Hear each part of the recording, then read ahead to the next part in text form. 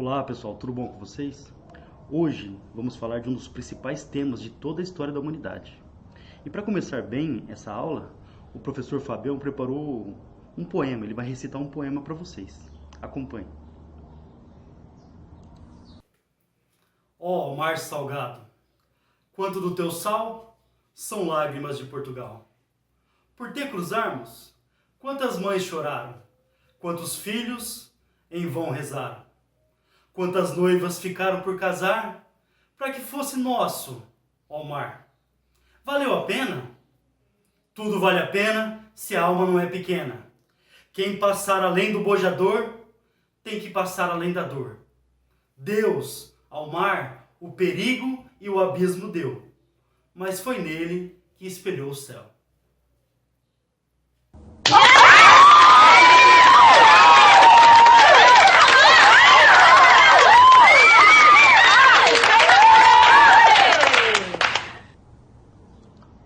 É o Mar Português de Fernando Pessoa.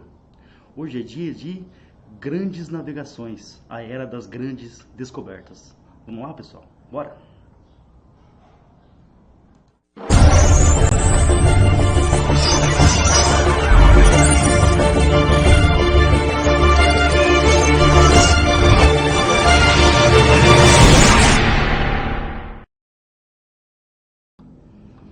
Bom, pessoal, a primeira coisa que a gente tem que pensar é quais foram as motivações.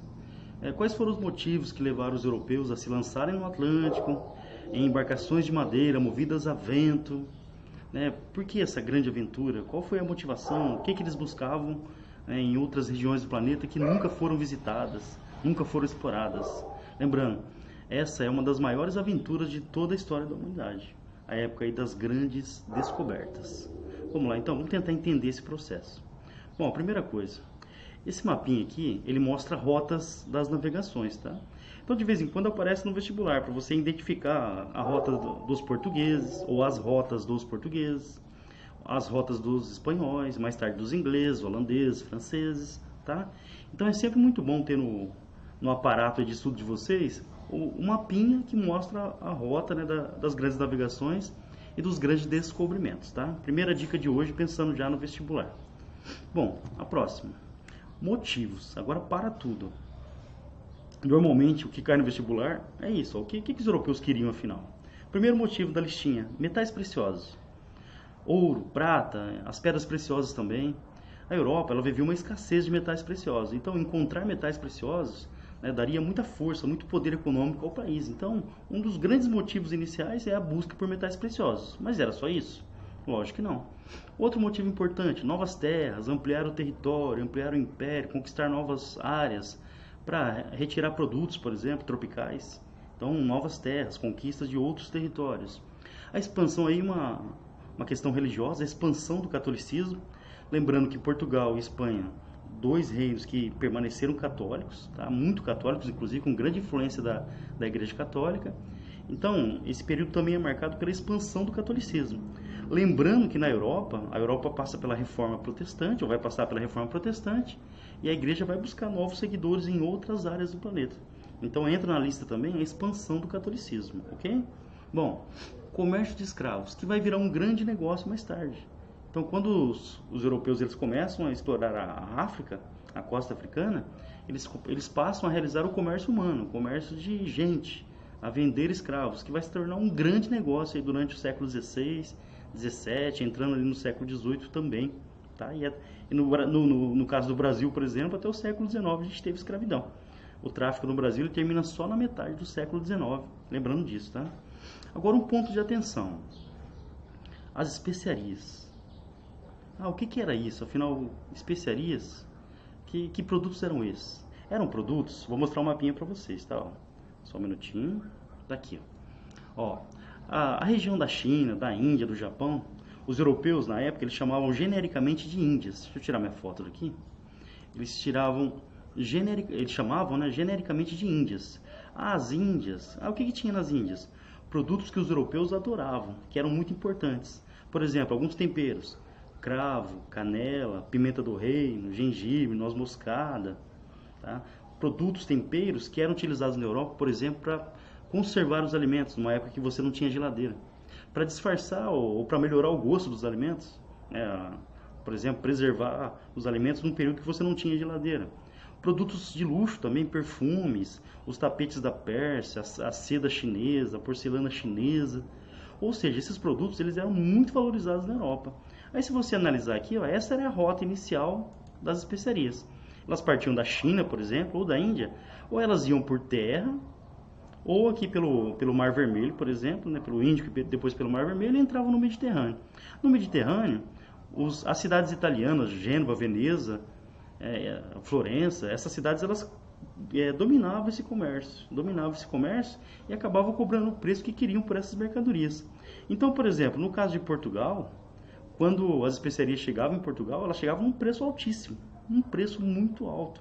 Então, para os portugueses, né, que estavam lá no final da rota comercial, o preço das mercadorias era altíssimo. Aí lembrando, essa parte aqui do Oriente Médio, onde está Bagdá ali no mapa, ela era toda controlada pelos árabes. Então os árabes controlavam o comércio nessa região. Já no Mar Mediterrâneo, eram os italianos que controlavam esse comércio. Aí o que eles faziam? Como eles tinham um monopólio, dominavam o comércio, eles cobravam o preço que bem entendiam. E isso que deixava os produtos muito caros para os portugueses e também para os espanhóis. Aí vai acontecer um fato importante. No ano de 1453, os turcos otomanos eles vão tomar a cidade de Constantinopla, que era a sede do Império Romano, a capital do Império Romano do Oriente. A tomada de Constantinopla, ela fechou durante algum tempo o comércio de especiarias. Ela dificultou a entrada de especiarias na Europa. O que fez, pessoal, isso é uma regra de mercado. Teve lá a tomada de Constantinopla pelos turcos, bloqueou o comércio de especiarias e o preço das mercadorias foi lá para cima. Ou seja, o fechamento do comércio ele deixou que essas mercadorias que os europeus adoravam, apreciavam muito, muito caras. Então o que começaram a pensar? A gente poderia encontrar uma nova rota, um novo caminho para comprar essas mercadorias. E é isso que vai motivar os portugueses a se lançarem no Atlântico, entre outros fatores, é óbvio, tá? Bom, aí eles tinham que superar alguns medos. Atenção agora. A Idade Média é um período marcado pela religiosidade, pelo domínio da Igreja Católica, do pensamento, pela ausência da ciência ou a pouca prática científica. Ou seja, um período onde a superstição ela dominava boa parte do pensamento. Tá? Então, por exemplo, algumas teorias, a Terra plana, eu estou falando da Idade Média, tá, pessoal? Não estou falando do momento atual, não. Tá? A Terra plana, então, como a Terra é plana ou quadrada, ela terminaria em uma grande cachoeira, e essa cachoeira te levaria lá para o inferno, onde teria um monstro te esperando. O Oceano Atlântico, desconhecido, ele era chamado pelos europeus de o Mar Tenebroso. Então, de um ponto ali do Oceano Atlântico, ele era o Mar Tenebroso. Como assim? Eu tenho até uma imagem para vocês aqui. O Oceano Atlântico ele seria ocupado por monstros, sereias que hipnotizariam os marinheiros, fazendo com que eles se jogassem no mar, monstros, serpentes marinhas, que atacariam os navios. Ou seja, as lendas do Mar Tenebroso. Professor, mas o que isso tem a ver? Os europeus, eles tinham medo. Medo era desconhecido, nunca ninguém tinha explorado. Então, essas lendas, essas crenças, elas atrapalhavam muito as expedições marítimas no começo. Aí se tiver esse monstro mesmo, aí se a sereia me pegar, não é isso? E se a Terra for quadrada, plana e terminar numa grande cachoeira, eu vou para o inferno, inclusive. Então essas lendas, elas dificultaram durante um bom tempo o avanço das navegações na Europa, tá? Além disso, tinha os perigos reais. Esse ponto é muito importante. Uma boa parte daqueles marinheiros que se aventuravam nas expedições, eles não voltavam para casa, tá? Tanto que as mulheres, Porto das Lágrimas, lá em Portugal, as mulheres, quando elas iam se despedir dos maridos, namorados, elas já iam de preto, já de luto, porque talvez ou provavelmente ele não voltaria, tá? Por exemplo, a expedição de Cabral, que a gente vai ver daqui a pouco, boa parte dos homens que participaram dessa expedição não voltaram para casa. Então era muito perigoso. Além do perigo, de naufrágio, caravela feita de madeira, lógico, elas foram melhorando com o passar do tempo, as velas triangulares melhoraram a navegação, mas tudo isso foi um processo muito lento. Então, no início, as viagens elas eram muito, mas muito perigosas. E além disso, tinha alimentação, pessoal. Se o seu estômago é fraco, pensa nisso. Você tem lá o porão do navio super úmido, aí você coloca pão, bolacha, carne salgada, peixe salgado, a água fica em tonéis de madeira. todos esses alimentos, em pouco tempo, eles estragavam, estavam empolorados. O ambiente era infestado de baratas, de ratos, ou seja, é insalubre demais. As frutas também se deterioravam muito rápido e a falta de vitamina C causava uma doença na gengiva chamada escorbuto, que é um dos grandes males aí que o pessoal tinha na época, que fazia os dentes apodrecerem e caírem. Ou seja, além das lendas, das crenças do mar tenebroso, existiam também o que? As doenças reais que atacavam os marinheiros, intestinais por comer comida estragada, o escorbuto e tudo mais. Ou seja, era sossegado? Não, não era fácil. Por isso a gente considera uma das grandes aventuras da história da humanidade, né? Os portugueses corajosos, aventureiros, se lançam no Atlântico enfrentando todos esses perigos em busca de novas terras, de riquezas. Bom, por que Portugal foi o primeiro? Esse ponto é muito importante. Ó. Por que Portugal deu início ao processo de expansão marítima? Aí eu vou recomendar que vocês assistam uma outra aula minha, tá? Que fala sobre a formação de Portugal e Espanha. Eu vou deixar o link aqui para vocês, tá bom? É importante assistir porque vai entender melhor esse processo todo. Portugal é o primeiro país a centralizar o poder. E quando ele centraliza o poder com grande apoio da burguesia. A burguesia que estava interessada justamente no quê? No comércio marítimo. Tá? Enquanto a Europa estava um regaço, feudo para todo lado, Portugal tem um governo centralizado, tem um rei, e esse rei ele vai facilitar as atividades comerciais.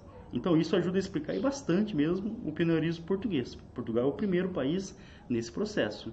Além disso, eles já tinham prática. Né? Os portugueses navegavam no litoral, ali, até o Mar do Norte, por exemplo, participavam ativamente do comércio na região. Então eles também já tinham experiência nas navegações. Então, a primeira monarquia europeia a centralizar o poder, com o apoio da burguesia essa que estava interessada no comércio marítimo. Aí vai aparecer esse personagem aqui, ó, tem a imagem dele para vocês, tá? Deixa eu pegar aqui. O infante Dom Henrique. Ah, mas qual que é a importância desse personagem? Atenção, o Dom Henrique, ele foi um grande incentivador das navegações portuguesas. Aí tem um ponto de atenção aqui. Ele teria fundado uma escola náutica, chamada Escola de Sagres. Então, se você estudou aqui no Brasil na década de 80, por exemplo, provavelmente você aprendeu assim, ó. A Escola de Sagres era uma escola mesmo, onde você tinha cartógrafos, uma série de cientistas, e eles ensinavam os navegadores como navegar. Estudos recentes de historiadores portugueses mostram que essa escola provavelmente não existiu. Tá? O Dom Henrique ele vai fundar mesmo uma vila chamada Lagos, no sul de Portugal, na região do Algarve, e a partir dessa vila foi criada mesmo uma estrutura para navegação. Só que os portugueses eles aprendiam na prática. Não houve mesmo uma escola organizada para ensinar cartografia, por exemplo. Não, era na prática, uma prática empírica que os portugueses foram aprendendo a navegar, tudo bem? Então esses fatores que a gente tem aqui, ó, primeira monarquia, uma posição geográfica privilegiada, tá ali na saída da Europa em direção ao Atlântico, um apoio forte da burguesia que ajudou inclusive a centralizar o poder, tá? E uma experiência que eles já tinham. Além disso, apareceu esse personagem, o infante Dom Henrique, que incentivou demais a navegação portuguesa. Ok? Bom, aí começou. Uma palavrinha chata aí, périplo. O que significa isso? Os portugueses eles vão usar essa estratégia, o périplo africano. Eles vão navegar no litoral. Ah, mas por quê? Qual que é a explicação para isso, professor? Eles tinham medo de se afastar muito da costa. Como o mar era desconhecido, eles não conheciam os ventos, as correntes marítimas, eles tinham muito medo de se afastarem muito da costa. Então os portugueses eles vão fazer um movimento de ida e volta, tá? A gente considera que a expansão marítima portuguesa começou em 1415 com a conquista de Ceuta. Ceuta, ó, fica no extremo norte ali da África, no Estreito de Gibraltar, hoje faz parte do Marrocos, tá? Então esse é o ponto inicial. Ah, por que era importante? Saía de Portugal, parava em Ceuta, reabastecia e seguia a viagem.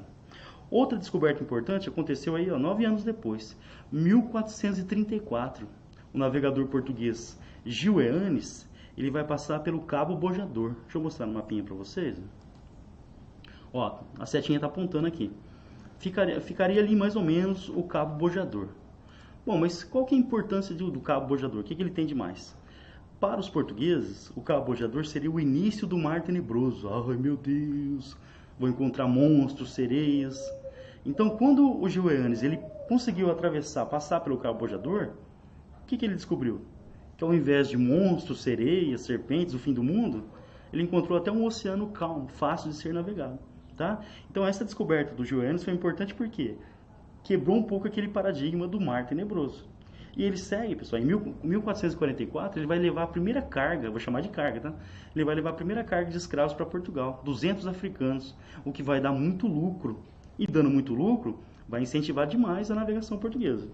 1482, ó, reparem nas datas. Ó, 1415, 1482. Vou mostrar no mapa para vocês, ó. Um navegador chamado Diogo Cão, ele chegou à foz do Rio Congo, que é um dos mais importantes rios da África. Olha aqui no mapinha. Deixa eu mostrar para vocês. Tá aí. A setinha vai apontar onde fica mais ou menos aqui o Rio Congo. O que eu quero que vocês percebam com isso? Atenção, o que eu quero que vocês percebam com isso? Quando a gente fala de expansão marítima portuguesa, não foi, por exemplo, um navegador saiu e ele já foi conquistando tudo. Não, os portugueses eles iam contornando o litoral da África, parando e voltando. Vinham, avançavam mais um pouquinho e voltavam. Conforme eles avançavam, eles fundavam feitorias, que eram armazéns fortificados no litoral da África para fazer negócio com os africanos. Ali eles compravam marfim, compravam ouro, trocavam mercadorias com os africanos, inclusive escravos também. Tá? Então, o processo de expansão marítima portuguesa ele foi um processo lento, de ida e volta, explorando aos pouquinhos o litoral africano, certo? Aí vem uma descoberta super importante para marcar essa época aqui, ó. 1488. Ó, começou em 1415, 1488. Quando os portugueses eles começaram a dar a volta no continente africano, eles não sabiam se era possível dar a volta ou não. Tanto que o Diogo Cão, quando ele chegou na foz do Rio Congo, a foz era tão larga que ele achou que ele já tinha dado volta na África, mas não era, tá? Então os portugueses, quando eles começaram essa aventura, eles não sabiam se era possível ou não contornar o continente africano. Em 1488, o navegador português, ó, vou mostrar para vocês aqui, o navegador português, o Bartolomeu Dias, ele vai chegar aqui, ó, no extremo sul da África, uma região que ele vai chamar de Cabo das Tormentas. Cabo das Tormentas. Por quê? O mar, ali é o encontro do Atlântico, do Índico, e você tem as águas da Antártida também, as águas frias, né, do extremo sul do planeta. Esse encontro aí deixa o mar muito agitado, então era muito difícil navegar nessa região. Então, inicialmente, essa região vai ser chamada de Cabo das Tormentas, porque a água era muito agitada. Só que o que o Bartolomeu Dias, que era o navegador, né, que liderou essa expedição, percebeu? Que ele tinha acabado de contornar a África. Por isso, o Cabo das Tormentas, mais tarde vai ser rebatizado como Cabo da Boa Esperança. E tem esse nome até hoje. Ah, por que Cabo da Boa Esperança? Porque representou a esperança dos portugueses de conseguirem chegar até as Índias, que era o destino mais importante, certo? Então aqui o resuminho, ó, a trajetória portuguesa até aqui. Lembrando, contornando o litoral africano, a partir de Celta, o início da expansão, a travessia do Cabo Bojador com Gil Eanes, em 1482 Diogo Cão descobre ali a foz do Rio Congo, e em 1488, agora o mais importante, Bartolomeu Dias ele consegue provar, chegando no Cabo das Tormentas, que era possível sim contornar a África. Tanto foi possível que mais tarde o Cabo das Tormentas virou o Cabo da Boa Esperança, representando a esperança dos portugueses de chegarem até as Índias, para ficar rico vendendo pimenta do reino, especiarias. Certo, pessoal? Bom, enquanto isso acontecia, os espanhóis eles estavam também centralizando seu poder, tá? Centralizando a sua monarquia. Lembrando que tanto a Espanha quanto Portugal, eles surgiram a partir de um processo, uma guerra, né, conhecida como Guerra de Reconquista, que está no vídeo que eu deixei para vocês lá no começo, tá? Na Guerra de Reconquista, surgiu Portugal, tá, primeiro, e depois surge a Espanha. A Espanha se une como um reino, a Isabel de Castelo e o Fernando de Aragão, eles casam e formam a Espanha, tá? E quando que isso acontece? Ali em 1492, com a derrota dos últimos árabes muçulmanos que estavam na Península Ibérica, com a derrota de Granada. Aí os espanhóis eles estavam atrasados nesse processo de expansão marítima. Foi aí que apareceu esse personagem aqui, ó, Cristóvão Colombo. Guardem esse nome, hein, pessoal.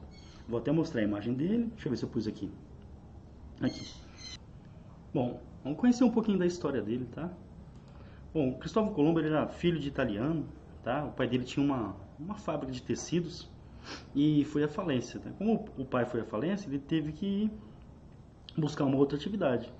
E ele vai encontrar na navegação né, o seu dom, ele se tornou um grande navegador. Tá? Aí o que ele vai fazer? Ele vai mudar para Portugal. Portugal que estava lá no processo de expansão marítima. Cristóvão Colombo, lá na transição da Idade Média para a Idade Moderna, ele já sabia que a Terra não era plana. Ele sabia que a Terra era esférica, ou seja, a Terra não era plana, não tinha aquela cachoeira que ia direto para o inferno. Então o Cristóvão Colombo ele teve a seguinte ideia: como os portugueses, vou mostrar aqui no mapa, como os portugueses eles estavam dominando aqui a rota no litoral da África, aparece o Cristóvão Colombo com uma outra ideia. A ideia dele qual era? Como a Terra é redonda, a ideia dele foi navegar em direção oeste, ocidente, daria a volta e chegaria lá no leste, no oriente, chegaria nas Índias, dando a volta no planeta. Só que aí tinha alguns probleminhas, tá? Pessoal, dá licença, né? Nossa, tá muito frio hoje, tem que tomar café, senão não vai. Então, ele não sabia, por exemplo, a distância. Inclusive, quando ele foi tentar convencer o rei de Portugal a financiar a sua viagem, ele mentiu, disse que sabia a distância, que tinha calculado. Na realidade, era impossível, praticamente impossível saber a distância que você levaria para dar a volta na Terra, o tempo que essa viagem demoraria. Lembrando, na caravela a comida estragava muito rápido, mas muito rápido mesmo. Então não havia, por exemplo, você ficar 6 meses sem uma parada, sem parar para abastecer, não tinha como. Então ele vai tentar convencer. Primeiro o rei de Portugal não consegue, tá? Portugal já estava dando a volta na África. Aí ele vai tentar agora com o rei da Espanha. Tá? Ele vai tentar 2 ou 3 vezes, se eu não me engano. Também é negado. Mas quem vai acreditar nele é a rainha Isabel da Espanha. É ela que vai financiar, tá? A rainha Isabel da Espanha, ela vai fornecer para o Colombo 3 caravelas. Santa Maria, Pinta e Ninha. É o nome das caravelas que participaram da expedição de Colombo. E ela vai financiar essa aventura de Colombo. Sem saber, né, se daria certo ou não. Mas, se desse certo, a Espanha lucraria muito. Lembrando que para a Espanha não dava para ir pelo litoral da África, porque os portugueses já dominavam aquela rota. Então eles teriam que encontrar uma nova rota. Bom, aí no dia 3 de agosto de 1492, tá, foi o dia que o Colombo partiu, né, do porto de Palos, na Espanha, e ele vai cruzar aí o Atlântico, e no dia 12 de outubro de 1492, pessoal, essa data, ó, 12 de outubro de 1492, é dia das crianças no Brasil, 12 de outubro, né? Foi a chegada da expedição de Colombo ali na América Central, nas ilhas do Caribe, tá? Nas ilhas das Bahamas, inclusive. Essa chegada, ela é conhecida na história como descoberta da América. Descoberta da América, tem que ser entre aspas, tá? Afinal, o continente americano ele já era povoado. Mas é conhecido na história como descoberta da América para os europeus por Cristóvão Colombo. Ok? Esse encontro, né, a gente vai ter aqui um choque de civilizações, porque era um povo totalmente diferente do que os europeus estavam acostumados. Os nativos da América eram totalmente diferentes dos africanos, por exemplo. Então aqui a gente vai ter um choque cultural, um choque de civilizações, certo? Então, repetindo, Colombo ele teve a seguinte ideia: como os espanhóis não poderiam dar a volta pela África, ele teve a ideia de chegar às Índias dando a volta no planeta, navegando em direção oeste para chegar no leste. O rei de Portugal não confiou na história dele, quem acreditou foi a rainha Isabel da Espanha. E o Colombo, quando ele chega aqui na América, adivinha? Ele achou que tinha chegado às Índias mesmo. Tanto que ele vai chamar os habitantes da América do quê? De índios. Por isso que os nativos da América acabaram sendo chamados de índios, né? Porque o Colombo achava que tinha chegado às Índias, tá? O Japão, por exemplo. Na realidade, era um novo mundo. E é assim que os europeus vão chamar a América, de Novo Mundo. Aqui, pessoal, eu tenho as rotas de Colombo. Ele fez 4 viagens até a América, tá? 4 viagens. Aqui eu quero que vocês tenham atenção, é a primeira, a azul. Estão vendo? Ele parte aqui do sul da Espanha, o Porto de Palos. Ele vai parar nas Ilhas Canárias, tudo bem? E segue viagem, em direção, vai acompanhando a seta. Aqui nas Bahamas, tá? Onde ele vai fazer a primeira passagem, parada, né?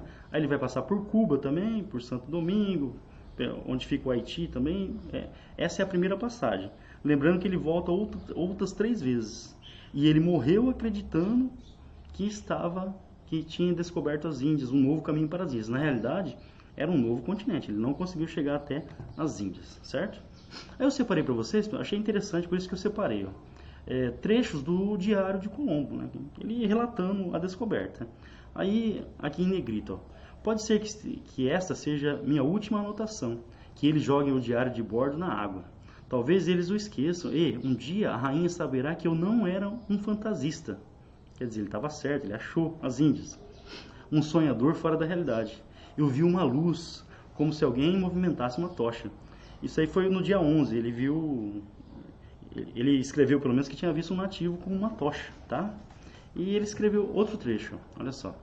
Acredito que os nativos me consideram um deus, e os navios são para eles monstros que emergiram do fundo do mar durante a noite. As aparências deles igualmente nos surpreendem, porque são diferentes de todas as raças humanas que vimos até agora. Como eu disse, os americanos eram totalmente diferentes dos africanos que eles conheciam já. Sem dúvida, são bondosos e pacíficos. Acredito que não conhecem o ferro. Verdade. Eles tão pouco sabiam o que fazer com nossas espadas. E olha o que Colombo fez. Ele vai retornar para a Espanha, mas ele vai deixar 39 homens para fundar ali um povoamento chamado Navidad. Aí adivinha o que aconteceu? Os nativos mataram todos. A gente nunca vai saber qual foi a motivação dos nativos. Mas o fato é que os homens que o Colombo deixou, eles foram mortos. Quando ele retorna, vai encontrar só os restos mortais do pessoal que ele tinha deixado para construir uma fortificação na região, tá? Bom, continuando. Quando a Espanha teve essa descoberta, Portugal começou a ficar bravo, tá? Porque Portugal estava acusando a Espanha de estar entrando na sua área e tudo mais. E normalmente quem resolvia essas questões na época era o Papa. No caso, o Papa Alexandre VI no período. Aí o que o Papa vai fazer? Ele vai propor um acordo. Esse acordo é chamado de Bula Intercoetera. É esse nome mesmo, tá? Aí bula, pessoal, não é a bula do remédio, tá? Bula, nesse caso aqui, é um documento da Igreja Católica, um documento do Papa. Então, uma bula papal, um documento do Papa. O Papa, então, ele vai tentar arbitrar um acordo entre Portugal e Espanha sobre a divisão dessas terras que foram descobertas. Lembrando, quando a Espanha descobriu a América com Colombo, os portugueses acusaram a Espanha de estar invadindo a sua área de exploração, certo? Bom, a proposta do Papa foi essa, ó, Bula Intercoetera. Eu vou mostrar no mapa para vocês, fica mais fácil. Cadê? Aqui. Olha só, essa linha imaginária, tá escrito até o nome aqui. O que ela fazia, essa linha? Ela dividia o mundo, tá, pessoal? E era isso mesmo, ela dividia o mundo entre portugueses e espanhóis. Tudo que ficasse a leste dessa linha era de Portugal. E tudo que ficasse a oeste seria da Espanha. Como que eles contavam a distância? A distância seria contada 100 léguas a partir das Ilhas Cabo Verde, ou de Açores também, tanto faz. Tá? Então, você pegaria as Ilhas Cabo Verde aqui e contaria 100 léguas. Traçaria uma linha imaginária, até aí, a leste era território português, a oeste era território espanhol. Só que os portugueses, pessoal, o rei de Portugal deu chilique, ele não gostou desse acordo. Ele queria empurrar essa linha mais para lá. Aí vem uma grande dúvida, né, na história, que até hoje não foi respondida. Será que os portugueses sabiam da existência do Brasil? Será que eles sabiam ou desconfiavam que existiam terras aqui a oeste? Porque olha só como ficou. Na proposta portuguesa, aquela linha ela seria deslocada mais a oeste, tá? Olha só, é o chamado Tratado de Tordesilhas. Por esse tratado, você pegaria de novo as Ilhas Cabo Verde e agora contaria 370 léguas e traçaria uma linha imaginária. Então, ó, de novo, das Ilhas Cabo Verde, 370 léguas e traçaria uma linha imaginária. Esse é o chamado Tratado de Tordesilhas, que foi assinado em 1494. Com esse tratado, Portugal garantia a posse das terras, né, mais aqui ao sul, né, que faz boa parte do território brasileiro. Ok?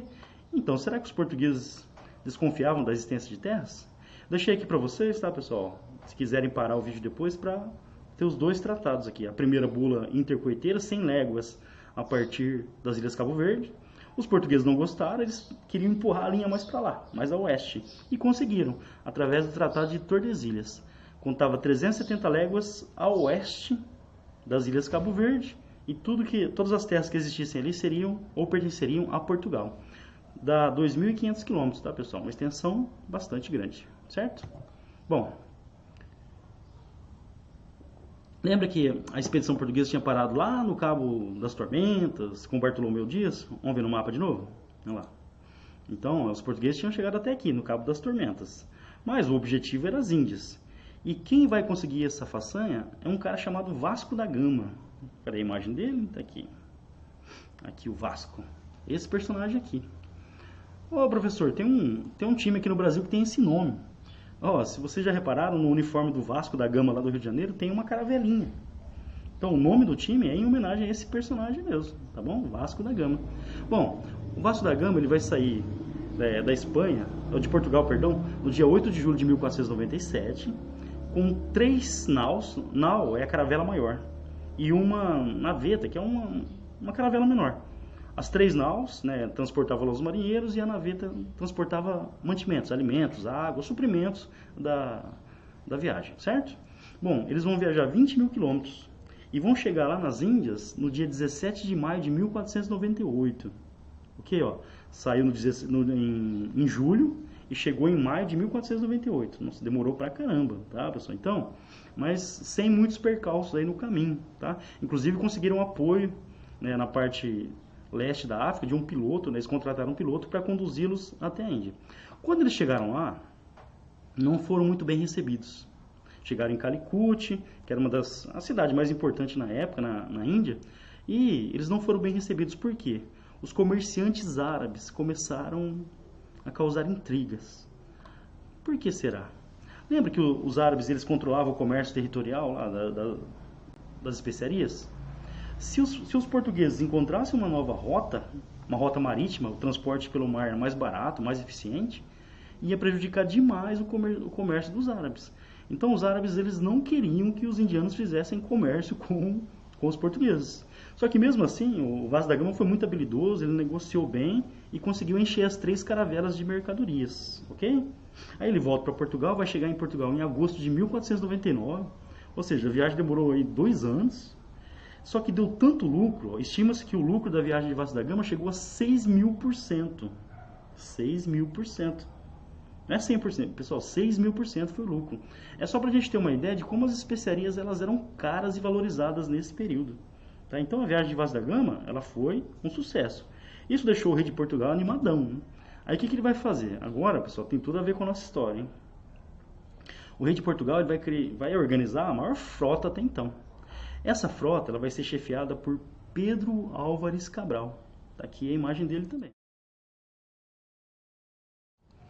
Bom, essa frota ela era formada por 13 navios, 13 caravelas, entre naus e caravelas, 13 no total, e 1.500 homens. A maior expedição já montada por Portugal até então.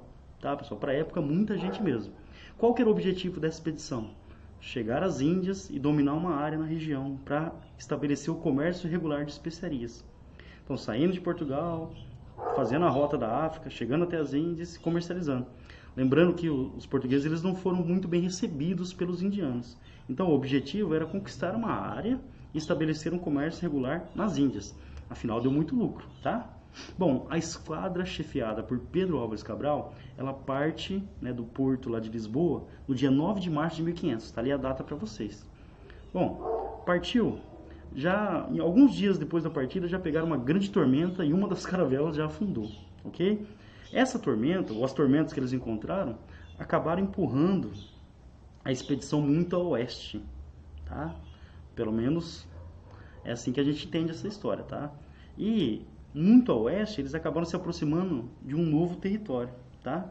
Ali no dia 21 de abril, os marinheiros avistaram na água assim, algumas algas, aí começaram a desconfiar que tinha terra por ali. No dia 22, né, avistaram ao longe um monte, que eles acabaram chamando de Monte Pascoal. Então, nesse dia, 22 de abril de 1500, a esquadra chefiada por Pedro Álvares Cabral, ela avistou o primeiro ponto ali do território brasileiro. A gente conhece esse evento como Descoberta do Brasil. Aonde ficava esse monte? Ali onde fica o litoral da Bahia atualmente, a atual cidade de Porto Seguro. Então eles estavam distantes ainda, mas conseguiram avistar esse monte. Tá? Acharam inicialmente que era uma ilha. Foram se aproximando, tá, pessoal? E na realidade perceberam o quê? Que era muito mais que uma ilha. Era um novo território, um território gigantesco. Tá? Os portugueses eles vão passar 10 dias aqui, vão fazer contato com os índios, vão trocar presentes, vão rezar uma missa que vai simbolizar a posse da terra para o rei de Portugal, ok? Aí o que o Cabral vai fazer? Vai reconhecer a terra, vai deixar 2 degredados aqui, o pessoal que era condenado em Portugal, eles deixaram 2 aqui para fazer contato com os índios. 2 integrantes fugiram à noite, também ficaram, mas nunca mais ninguém teve notícia deles. O fato é que os portugueses passaram 10 dias aqui, fizeram contato com os índios, estabeleceram a posse da terra. Aí o Cabral pegou a caravela que era de mantimentos, né, lógico, esvaziou e mandou para Portugal, para avisar da descoberta da nova terra, certo? Essa caravela, ela levou uma carta. Essa carta foi escrita por esse personagem que está aqui, ó, Pero Vaz de Caminha. Ele era o quê? O escrivão da expedição de Pedro Álvares Cabral. Pero Vaz de Caminha. Por que ele é um personagem importante? É dele os primeiros relatos sobre o Brasil, sobre os índios. Então, é um documento muito importante, tá? Aí fica um alerta. Durante muito tempo, o pessoal chamava de a carta de Pero Vaz de Caminha é a certidão de nascimento do Brasil. Essa visão está muito errada, né? Por quê? Se você considera isso, o Brasil só começou a partir da chegada dos portugueses. Aí você esquece toda a rica história dos povos nativos do nosso território. A gente não pode ter essa visão.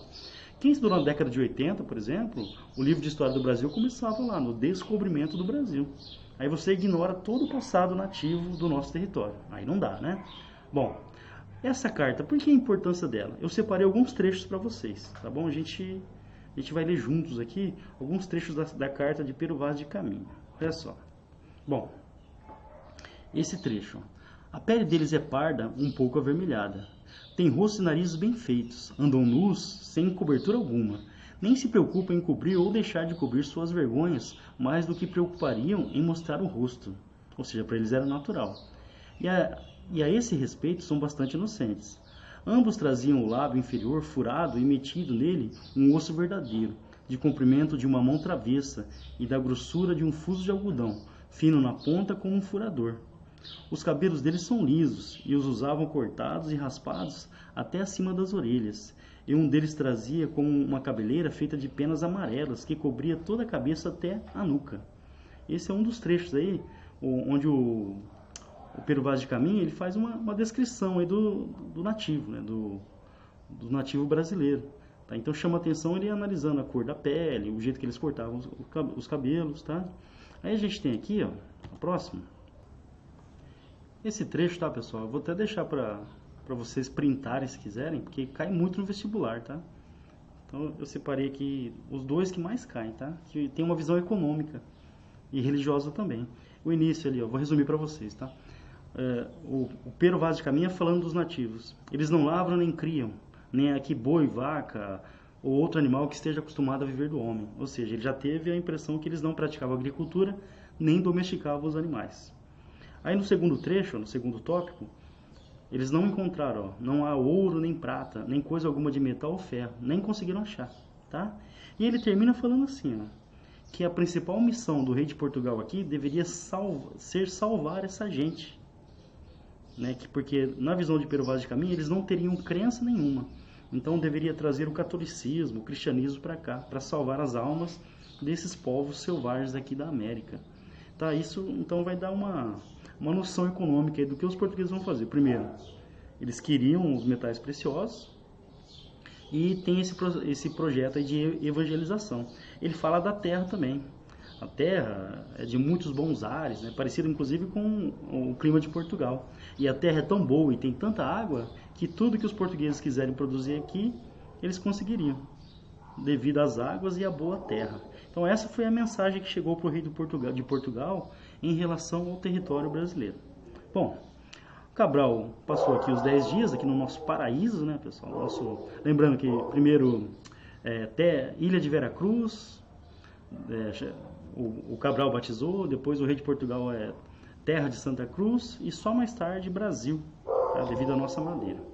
Bom, só lembrando, o Cabral enviou uma caravela para avisar o rei da descoberta e seguiu viagem em direção às Índias, né? Saiu daqui no dia 2 de maio. No dia 23 de maio, de madrugada, eles chegaram ao cabo das tormentas e pegaram uma tormenta terrível. Nessa tormenta afundou quatro caravelas. Lembra, já tinham perdido uma no começo da expedição e agora afundaram 4, tá? E o restante seguiu em direção às Índias. Conseguiram chegar até Calicut, conseguiram abastecer as caravelas, tá, pessoal? Conquistaram algumas regiões nas Índias e conseguiram estabelecer o comércio. Retornaram no dia 21 de julho de 1501. Aí um dado importante, ó. Dos 1.500 homens que zarparam lá com Cabral, apenas 500 voltaram. Dos 1.500 homens que partiram no início da expedição, apenas 500 voltaram. Só para vocês terem uma ideia da mortalidade que era nessa época. Bom, os portugueses conseguiram estabelecer a sua rota comercial. Aí durante pelo menos 30 anos, eles vão dominar quase que exclusivamente essa rota de especiarias. Isso vai transformar Portugal e Lisboa na capital financeira do mundo. E o Brasil, que foi descoberto lá em 1500, ele foi deixado um pouquinho de lado.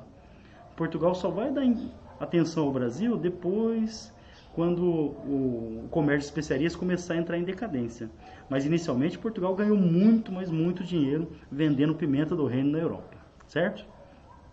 Bom, pessoal, essa foi a fase inicial da expansão marítima, com os dois protagonistas iniciais, Portugal primeiro e depois a Espanha. Tá? Lembrando que a Espanha tentou dar a volta no planeta com Cristóvão Colombo. Outra coisa importante, ó, a história da América nunca mais vai ser a mesma, tá?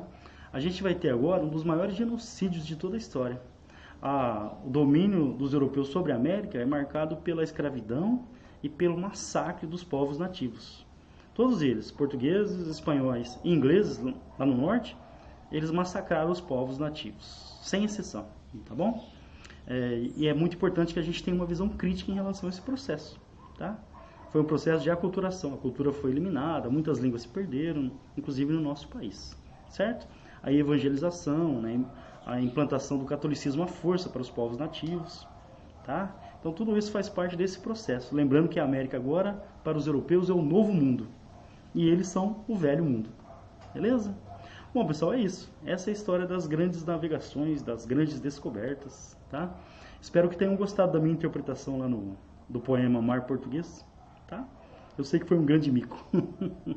Pessoal, qualquer dúvida é só entrar em contato pelos vários canais que a gente tem. Beijão, não esqueça, vamos juntos construir a história.